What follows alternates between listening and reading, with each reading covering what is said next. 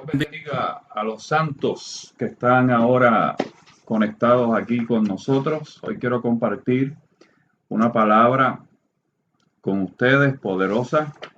Creo que como iglesia nosotros necesitamos eh, tener conocimiento de todo lo que está sucediendo a nuestro alrededor, de qué cosas bendicen o afectan a la iglesia.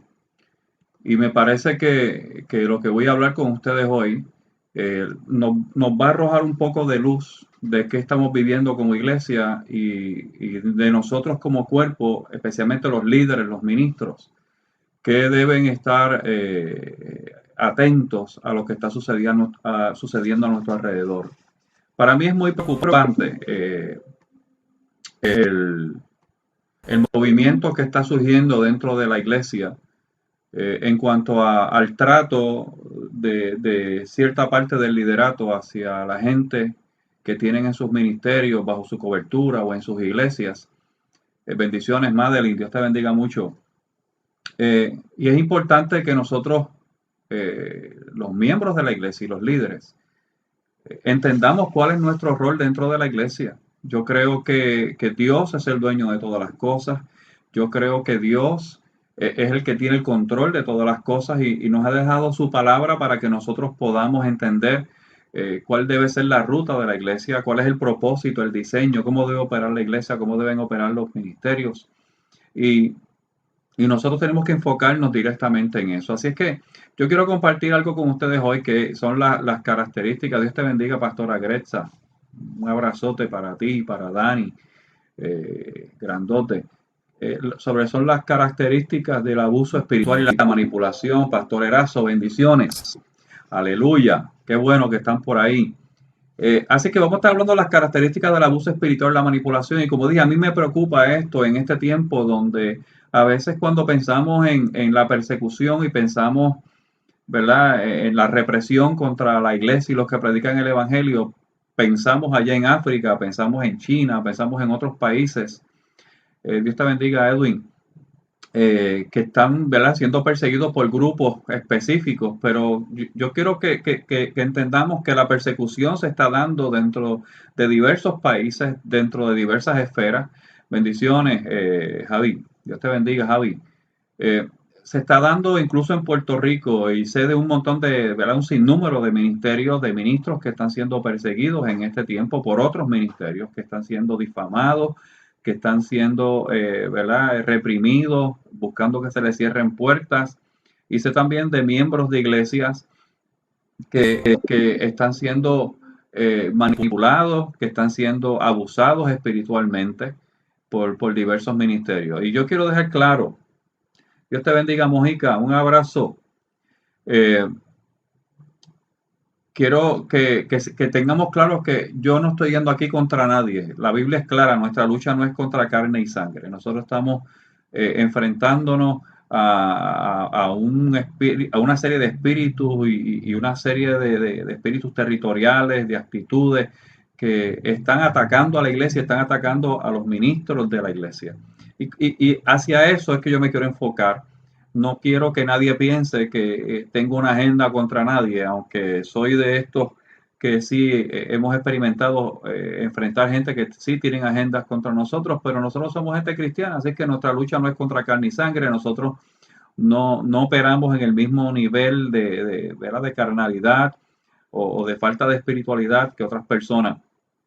Y yo quiero que hoy, ¿verdad?, tengamos claro estas características, porque hay ministerios que hablan mucho de reino y hay ministerios que hablan e incluso citan la palabra y operan como si estuviesen operando en la palabra, pero realmente tienen ciertos rasgos de sectas, especialmente los líderes.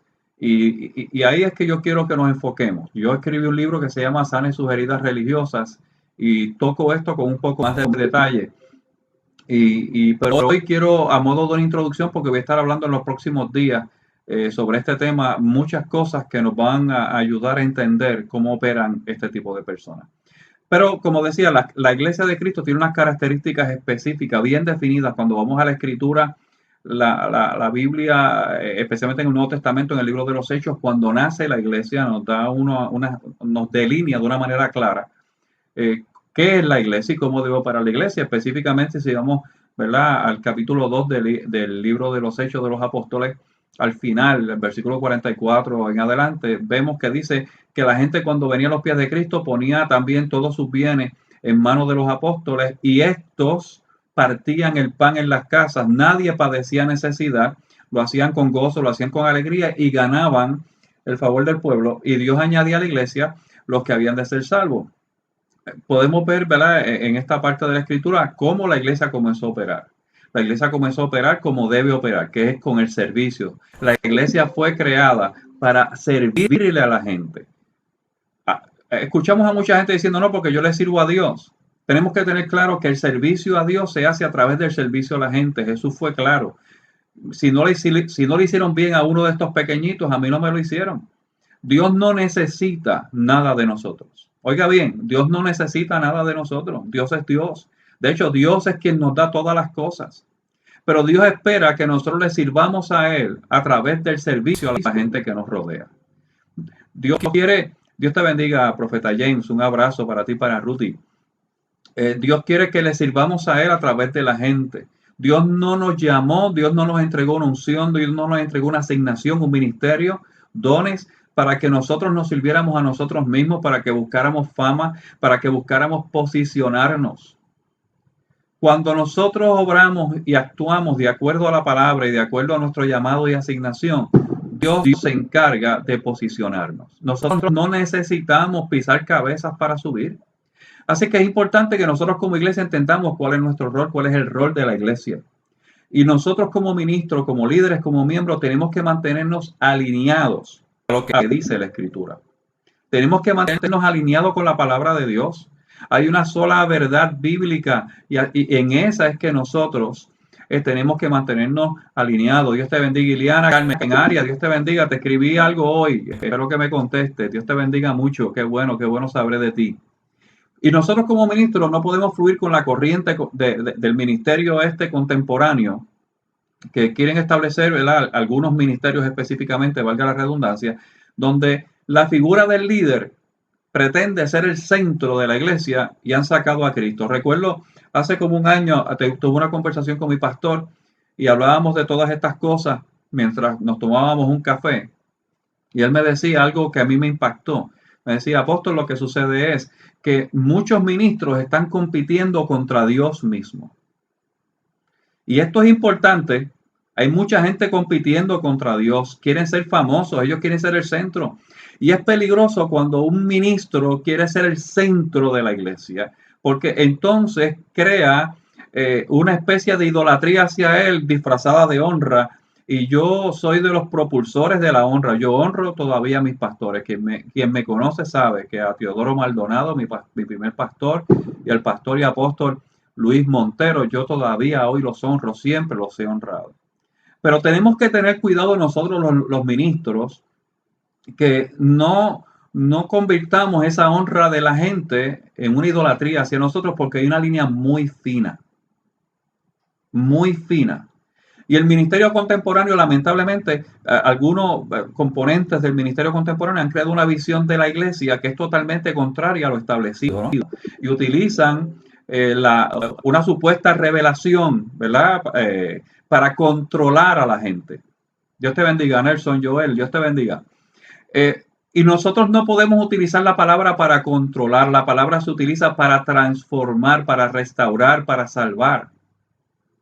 Y no podemos comenzar a buscar textos bíblicos aislados para mantener un control sobre la gente. Tenemos que recordar que si somos pastores, en el tiempo bíblico, si vamos a lo humano, los pastores no eran dueños de la oveja, eran quienes las cuidaban. Así que los pastores no son los dueños de las ovejas. Los apóstoles, ninguno del ministerio quíntuple, somos dueños de la gente. Dios es el dueño de la gente. Dios es el creador. Dios es su Señor. Y nosotros tenemos la encomienda de cuidarlos, de restaurarlos, de ayudarles a madurar para que alcancen su propósito. Dios salva a la gente para que cumplan con un propósito. Dios no salva a la gente para que sean controlados por nadie. Así que la finalidad, Dios te bendiga, Juana García, Dios te bendiga mucho. La finalidad de esto que quiero compartir con ustedes No es crear desconfianza en el ministerio, sino por el contrario, que estemos seguros, absolutamente seguros, de que estamos siendo pastoreados por la gente correcta, de que estamos siendo pastoreados y dirigidos por la gente correcta. Dios te bendiga, Anet. Un abrazo. Y que aprendamos a reconocer cuándo estamos siendo manipulados. Que aprendamos a reconocer cuándo estamos siendo abusados, porque nadie merece creer que sirve a Dios estando sujeto de la manipulación de un líder que utiliza su llamado para beneficio personal. Yo sé que esto va a traer algo de incomodidad en alguna gente. Yo no tengo problemas con eso. Compartí en estos días con personas muy allegadas a mí que a mi edad, después de más de 30 y tantos años sirviendo a Dios y habiéndole conocido y cerca de 30 años en el ministerio, en esta etapa de mi vida no necesito buscar la gracia de la gente equivocada. Ya yo pasé por eso. Ya yo tuve mis relaciones con gente que nunca debía haber tenido relaciones, con personas que me manipularon, personas que... Yo pasé por esa etapa. Así que la finalidad de esto es arrojar luz. Como dije, tampoco pretendo ir contra nadie. Nosotros fuimos libertados de la maldición de la ley a través del sacrificio de Cristo. ¿Por qué entonces vivir hoy sujetos a la maldición de la manipulación y del abuso? ¿Por qué?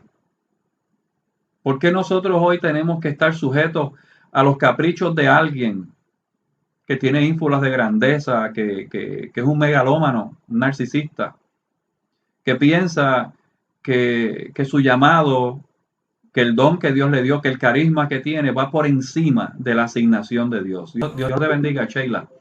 Sheila Alfonso, bendiciones. Nuestro llamado y nuestra asignación siempre debe estar sujeta al corazón de Dios, y Dios es amor. Todo lo que nosotros hagamos en el ministerio debe estar sujeto a la palabra y debe estar sujeto a lo que es el carácter de Dios. Y Dios nos ama por encima de todas las cosas. Dios no nos manipula.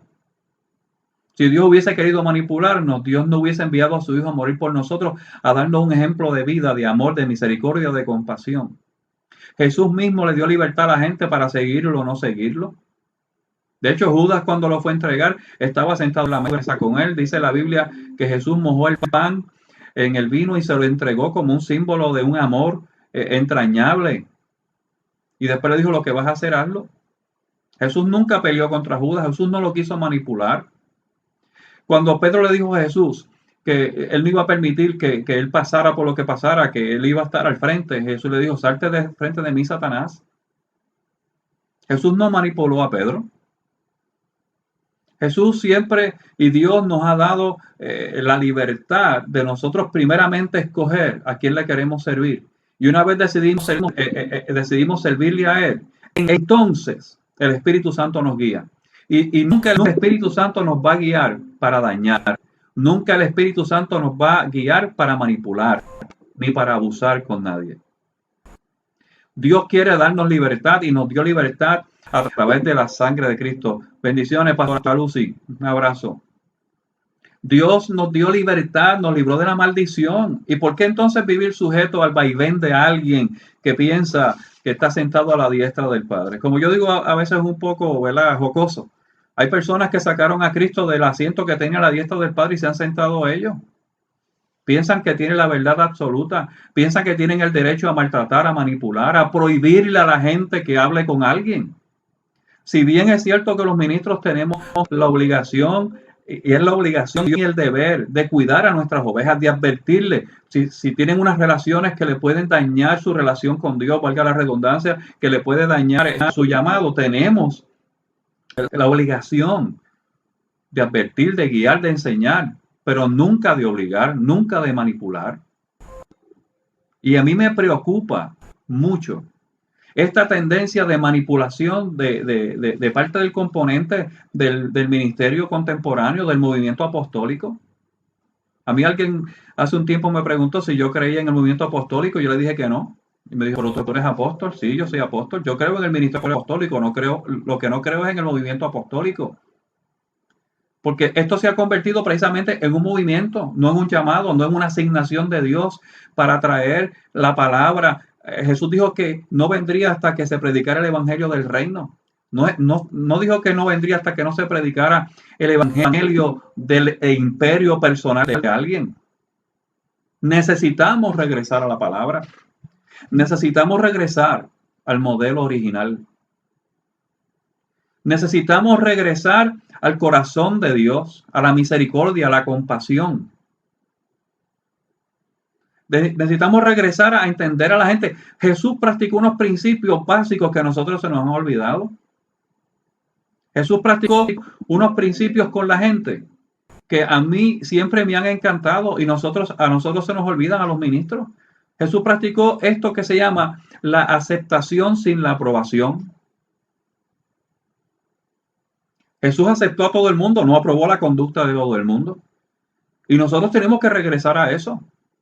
Nosotros tenemos que regresar, y le hablo específicamente a los apóstoles ahora, durante unos segundos. La labor del apóstol no es retener gente en las sillas para que se mueran ahí y me sirvan a mí como apóstol.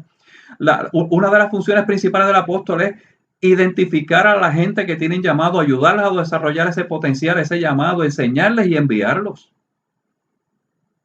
¿Por qué yo como apóstol tengo que tener gente con llamado muriéndose en una silla por años? Porque lo quiero manipular. Porque quiero que me sirva a mí. Y nosotros los ministros tenemos que regresar al modelo original. Tenemos que regresar a la palabra. Y yo quiero compartir con ustedes unas señales y unas características de personas que llevan un ministerio basado en el culto a la personalidad. Y cuando un ministerio se lleva basado en el culto a la personalidad, estamos hablando prácticamente de una secta. Porque en la secta, el elemento principal que dirige la secta y todo gira alrededor es del líder. Y al líder le deben obediencia ciega y absoluta. Y de nuevo, reconozco, practico y enseño la honra. Y hay que ser obediente a nuestros líderes. Lo que nosotros no debemos ser es tontos. Tontos útiles de alguien que se está beneficiando de nuestro servicio, de nuestro llamado, de nuestra unción y de nuestras finanzas, y no estamos recibiendo de esa persona lo que necesitamos para desarrollarnos y cumplir con nuestro llamado. A eso no se le puede rendir obediencia. A ese tipo de comportamiento no se le puede rendir honra. Tenemos que hacerlo con gente que esté enfocado y amarrado a la palabra de Dios. Y vamos a ver un poco de estas características que quiero compartir con ustedes. Por favor, si me van a escribir, hasta ahora, chévere, todo está bien. No me escriban nombres de nadie. De nuevo, esto no está hecho. Y no lo digo porque alguien lo haya hecho, nadie lo ha hecho, pero no quiero que escriban nombres de nadie. Porque yo lo que quiero es traer una enseñanza y que podamos reconocer unas características.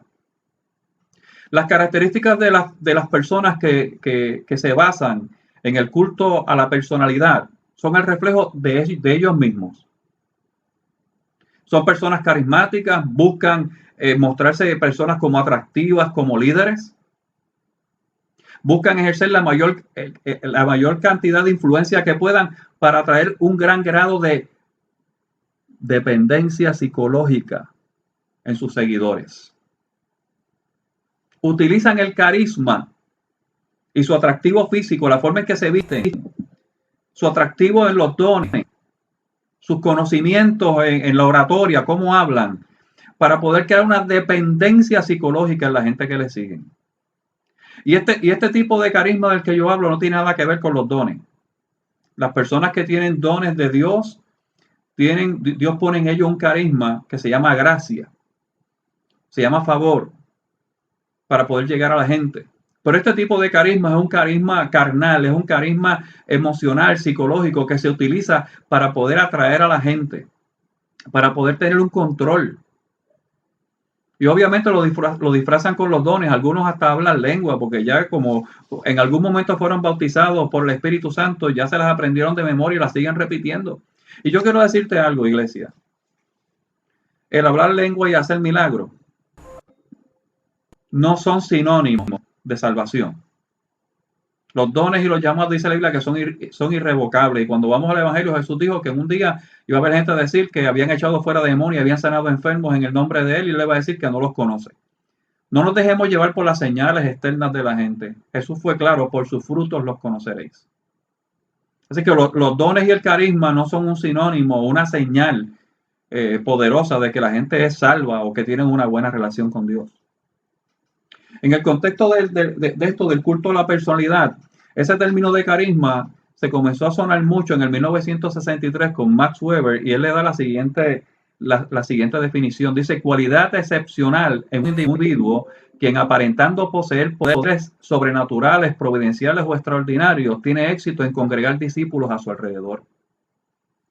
El carisma tiene un efecto parecido al del flautista de Amelín.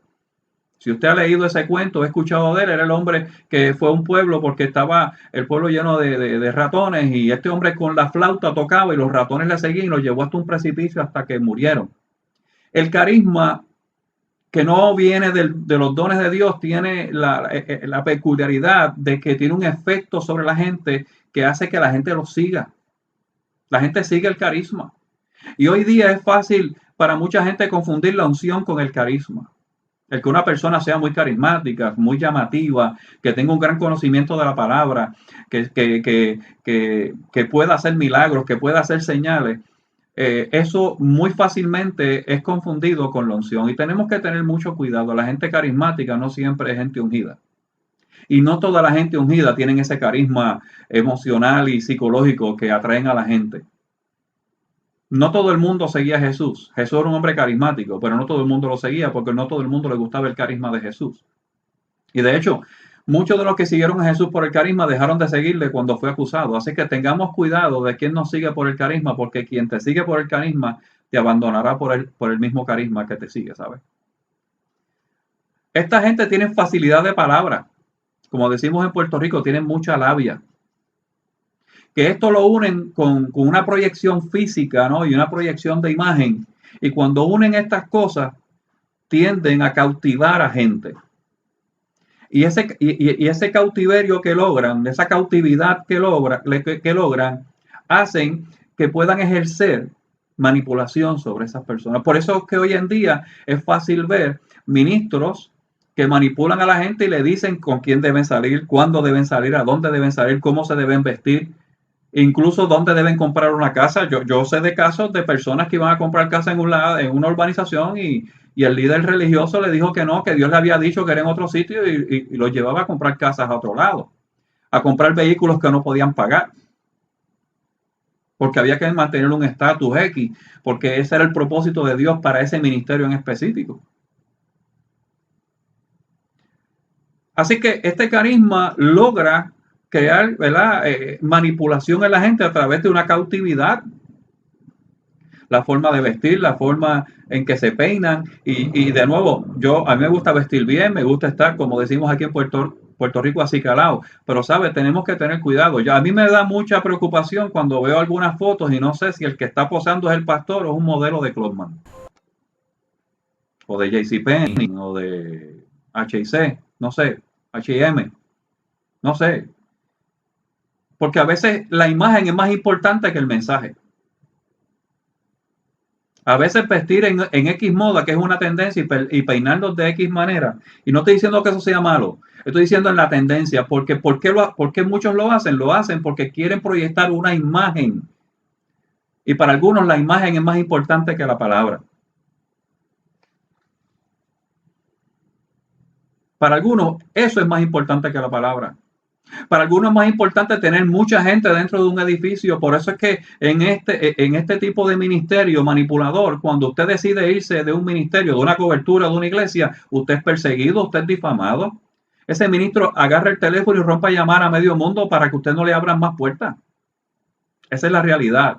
Suena fuerte. Yo sé que pueden haber hasta personas que no van a la iglesia viendo este video, pero es bueno que lo escuchen. Es tiempo de hablar. Es tiempo de establecer la verdad. Ministros llamando a otros ministerios. Mira, aquí fulano se fue mal de aquí. No lo invites a predicar, no lo aceptes como miembro. Difamando, cerrando puertas. Yo pregunto, ¿ese es el modelo de la iglesia? Ese es el modelo que Jesús dejó aquí, que Jesús estableció. Ese es el modelo que los apóstoles, los primeros apóstoles nos mostraron, nos modelaron. Que si no estás conmigo, esto es como la mafia. Usted no se puede salir de la mafia, porque si se sale de la mafia lo mandan a matar. Aquí no te matan físicamente, pero matan tu dignidad, matan tu testimonio. Estos son rasgos de una persona que dirige una secta, no de una persona que habla y ministra en el reino de Dios. Y nosotros tenemos que estar muy atentos a estas señales. Nadie puede y debe manipular a nadie. Y nadie debe y puede obligar a alguien a estar en el lugar donde siente que ya no debe estar. No estoy hablando de que la gente comienza a brincar de congregación en congregación. Eso no es bueno. Porque hay personas que no se amarran en ningún sitio y en todos lados consiguen falta. Si usted está buscando la iglesia perfecta, debe morirse y irse para el cielo, porque la iglesia perfecta está en el cielo durmiendo, esperando que el resto de la iglesia sea arrebatado. Mientras estemos aquí, vamos a ser pastoreados por gente imperfecta. Vamos a estar rodeados de gente imperfecta, gente como usted y como yo, que necesitamos todos los días la misericordia de Dios para mantenernos de pie. Pero eso no nos da derecho a maltratar ni a manipular.